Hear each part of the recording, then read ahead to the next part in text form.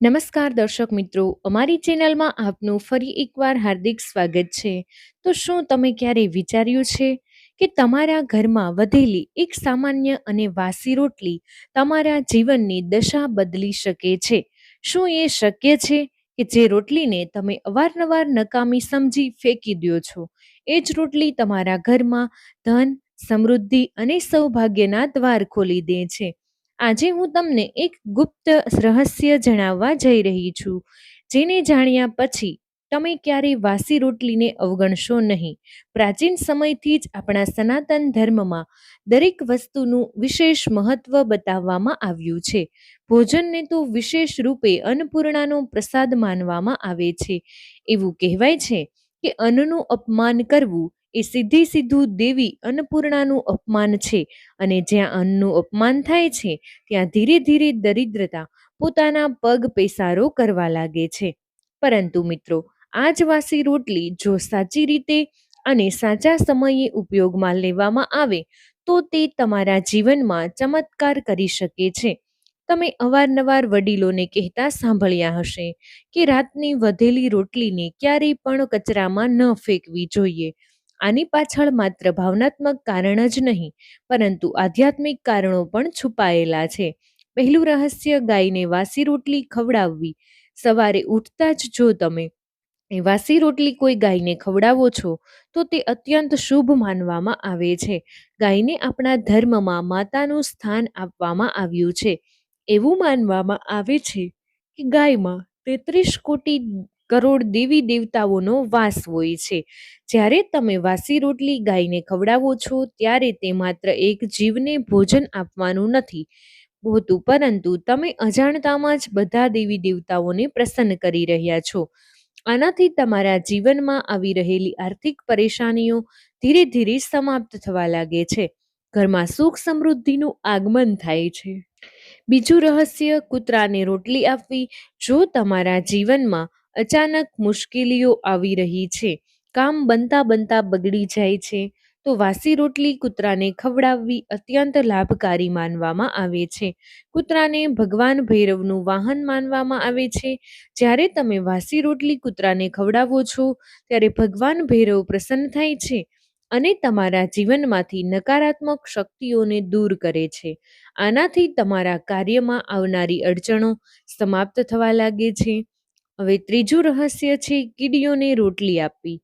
જો તમે ઈચ્છો છો કે તમારા ઘરમાં ધનની ક્યારેય કમી ન આવે તો વાસી રોટલીને નાના નાના ટુકડાઓમાં તોડીને કીડીઓને ખવડાવવી જોઈએ.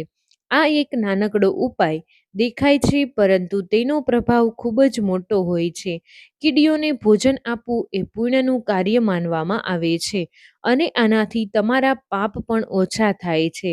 જેટલું વધુ પુણ્ય તમે કમાશો એટલી જ ઝડપથી તમારા જીવનમાં ધનનું આગમન થશે. ચોથું રહસ્ય છે કાગડાઓને રોટલી આપવી. જો તમારા પિતૃ નારાજ છે અને તમારા જીવનમાં સતત સમસ્યાઓ આવી રહી છે તો વાસી રોટલી કાગડાઓને ખવડાવવી જોઈએ. કાગડો પિતૃઓનું પ્રતીક માનવામાં આવે છે. જ્યારે તમે તેમને રોટલી ખવડાવો છો ત્યારે તમારા પિતૃ પ્રસન્ન થાય છે અને તમને આશીર્વાદ આપે છે. આનાથી તમારા જીવનમાં આવી રહેલી અડચણો સમાપ્ત થવા લાગે છે અને વાતાવરણ શાંત બને છે. મિત્રો, આ ઉપાય નથી, આ એક જીવન જીવવાની રીત છે. આપણા શાસ્ત્રો પ્રમાણે આપણને શીખવે છે કે જે પણ આપણી પાસે છે તેને વહેંચવું જોઈએ. જ્યારે તમે વાસી રોટલીને ફેંકવાને બદલે કોઈ જીવને આપો છો તો તમે માત્ર દયા નથી બતાવી રહ્યા, પરંતુ તમે તમારા કર્મોને સુધારી રહ્યા હોય છો. યાદ રાખો, કર્મ જ તમારા ભવિષ્યનું નિર્માણ કરે છે. પરંતુ એક વાતનું વિશેષ ધ્યાન રાખો: વાસી રોટલીને ક્યારેય પણ અપવિત્ર સ્થાન પર ન રાખો, તેને તિરસ્કાર ન કરો. તમે તેને પ્રેમ અને શ્રદ્ધા સાથે આપજો, તો જ તેનું ફળ તમને અચૂક મળે છે. નહીતર આ માત્ર એક સાધારણ કાર્ય બનીને રહી જશે. વિચારો, જે રોટલી તમે દરરોજ વિચાર્યા વગર ફેંકી દો છો, એ જ રોટલી કોઈ જીવ માટે જીવનનો સહારો બની શકે છે. તમારા માટે સૌભાગ્યનું દ્વાર ખુલે છે. તમારા જીવનમાં આર્થિક સંકટ લાંબા સમયથી ચાલી રહ્યું છે, દેવું વધતું જતું છે, અથવા તો ઘરમાં ધન ટકતું નથી, તો શનિવારે આ ઉપાય તમારા માટે અત્યંત પ્રભાવશાળી સાબિત થઈ શકે છે. શનિવારની સવારે વાસી રોટલી પર સરસવનું તેલ થોડું લગાવી તેને કોઈ કાળા કૂતરાને ખવડાવો. આ ઉપાય ભગવાન શનિને પ્રસન્ન કરે છે. એવું કહેવાય છે કે શનિદેવ જ્યારે પ્રસન્ન થાય છે ત્યારે તે રંકને પણ રાજા બનાવી દે છે. જ્યારે નારાજ થાય છે ત્યારે રાજાને પણ રંક બનાવી દે છે. તેથી જ જો તમારા જીવનમાં વારંવાર નિષ્ફળતા આવી રહી છે તો આ ઉપાય અવશ્ય કરો. ધીરે ધીરે તમારા જીવનની દિશા બદલવાના લાગશે. જો તમારો વેપાર બરાબર નથી ચાલી રહ્યો અથવા ભણવામાં મન નથી લાગતું, તો બુધવારના દિવસે વાસી રોટલીને લીલા ચારા સાથે ગાયને ખવડાવવી જોઈએ. આ ઉપાય બુધ ગ્રહને મજબૂત કરે છે. બુધ ગ્રહ બુદ્ધિ, વાણી અને વેપારનો કારક માનવામાં આવે છે.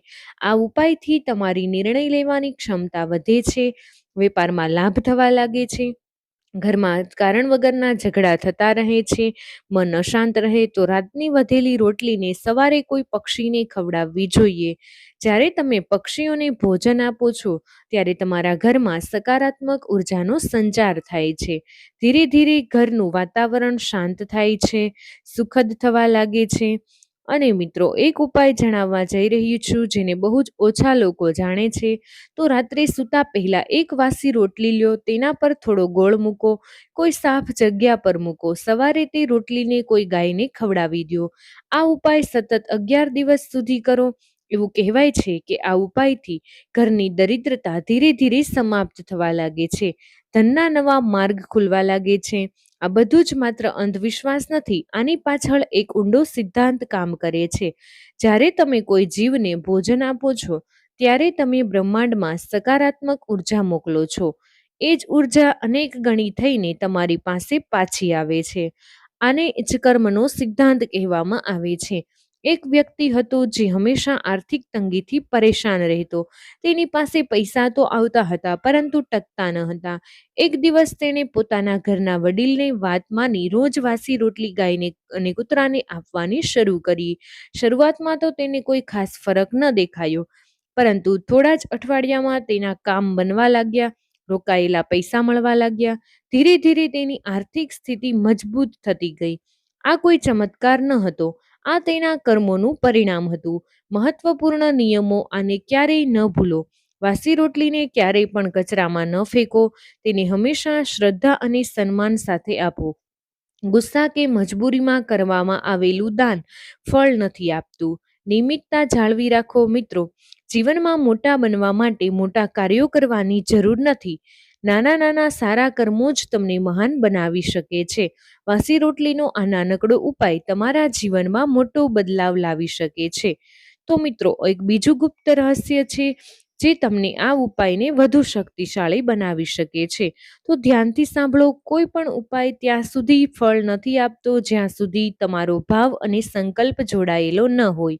જ્યારે તમે વાસી રોટલી કોઈ જીવને આપો છો તો માત્ર હાથથી આપવું પૂરતું નથી, તમારે મનથી પણ આપવું પડશે.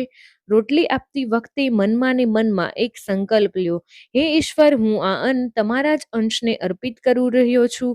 મારા જીવનમાં દરિદ્રતા દૂર કરો, મારા ઘરમાં સુખ સમૃદ્ધિ જાળવી રાખો. આ નાનકડો સંકલ્પ તમારા આ સાધારણ કાર્યને શક્તિશાળી સાધનમાં બદલી દે છે. તો મિત્રો, વિડીયો પસંદ આવ્યો હોય તો વિડીયોને એક લાઈક કરી દેજો. તમારા બધા જ મિત્રો સાથે વિડીયોને શેર કરી અમારી ચેનલને સબસ્ક્રાઈબ કરવાનું ભૂલશો નહીં. કમેન્ટ બોક્સમાં જય મા લક્ષ્મી જરૂરથી લખી દેજો.